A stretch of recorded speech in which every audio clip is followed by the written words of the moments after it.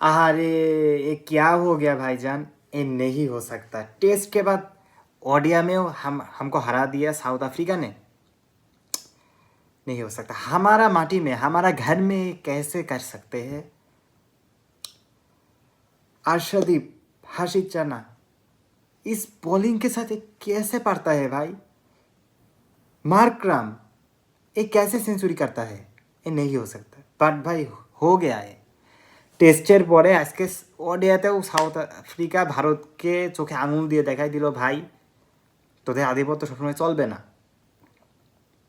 South Africa আজকে Indian বোলারদের ভালো মতো ধুয়ে দিয়েছে। বিশেষ করে অ্যাডাম মার্করাম ক্যাপ্টেন 106 রান করছে, 10 রান করেছে, 10টা চারের সাথে 4টা 6।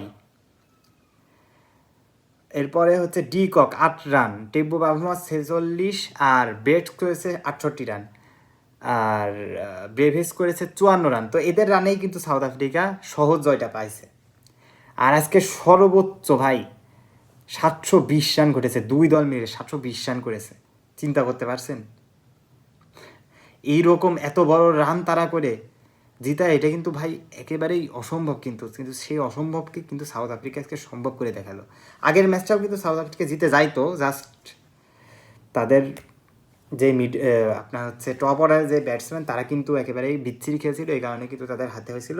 আজকে কিন্তু সবাই টপ অর্ডারের ব্যাটসম্যানরা ভালো করেছে, মিডল অর্ডার সবাই ভালো করে খেলেছে, এই কারণে দেখেন তীরে এসে তরি ডুবে নাই, একেবারে সহজ ম্যাচটা জিতে নিয়েছে 5 বল হাতে রেখে, 4 বল হাতে রেখে। তো এখন সামনের যে ম্যাচটা তৃতীয় ওয়ানডে, এটা কিন্তু এখন অঘোষিত ফাইনাল হয়ে রয়েছে। আর আজকের এই ম্যাচের যারা সেঞ্চুরি করেছে ইন্ডিয়ার কী জন্য Virat Kohli back to back century, 83তম ইন্টারন্যাশনাল সবগুলো মিলিয়ে সেঞ্চুরি করেছে। আবার ওডিআইতে 53তম সেঞ্চুরি করেছে। তবে আজকের সেঞ্চুরিটা তার একেবারেই মাটিতে চলে গেল, জিততে পারলো না। তো যাই হোক, রোকো তারা ভালো খেলছে, ভালো খেলবে। আর তার সাথে আরও একজন করেছে গায়কোয়াড, এ হচ্ছে নতুন প্লেয়ার মনে হয়, আমি চিনি না। 105 রান করেছে, অনেক ভালো খেলেছে। 12টা 4-এর সাথে 2টা 6, 126 স্ট্রাইক রেটে ব্যাট করেছে। তো যাই হোক, এখন সামনের যে ম্যাচ সেটাই এখন দেখার আছে। সামনের ম্যাচটা যেই জিতবে সেই এখন ইতিহাস করবে। সাউথ আফ্রিকা যদি জিতে যায় তাহলে কিন্তু সাউথ আফ্রিকা ইন্ডিয়ার কিন্তু ঘরে কিন্তু ব্যাপক সমালোচনা হবে, সবাই ধুয়ে দেবে যে তোরা সাউথ আফ্রিকার সাথে ঘরের মাঠে পারিস না। ইন্ডিয়ার সামনে এখন মানে যে একটা কথা আছে না, মানে ডু অর ডাই অবস্থা চলে গেছে। এই ম্যাচটা ভারতকে মানে ভারতের সম্মান বাঁচাইতে এই ম্যাচটা জিততেই হবে। এই প্রতিশোধ না নিতে পারলে ভারতকে ঘরের মাঠেই ধুয়ে দেবে সবাই। সাউথ আফ্রিকার সাথে তোরা পারিস নে, ওদের কেন নিয়ে আইসি সেখানে। তো যাই হোক, তো রোকো জুটি তাদের জন্য শুভকামনা। বিরাট কোহলি একেবারে যেমনভাবে সে খেলছে, মনে হচ্ছে ভাই যে সে এখনও তরুণ। 25 বছরের যুবক, তবে কিন্তু 37 বছর।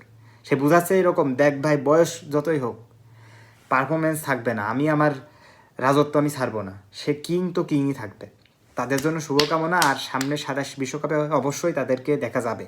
গৌতম গম্ভীর যদি রাজনীতি করে তাদের বাদ দেয়, গৌতম গম্ভীরের সিআরই থাকবে না, এটাই সবাই বলে দিচ্ছে। তো তাদের জন্য শুভকামনা আবারও। তো সামনে ম্যাচের জন্য অপেক্ষা থাকছি, কি হয়, ইন্ডিয়া জেতে না সাউথ আফ্রিকা জিতে ইতিহাস করে। অবশ্যই সবাই কমেন্টস মতামত জানাবেন। ধন্যবাদ সবাইকে, শুভরাত্রি।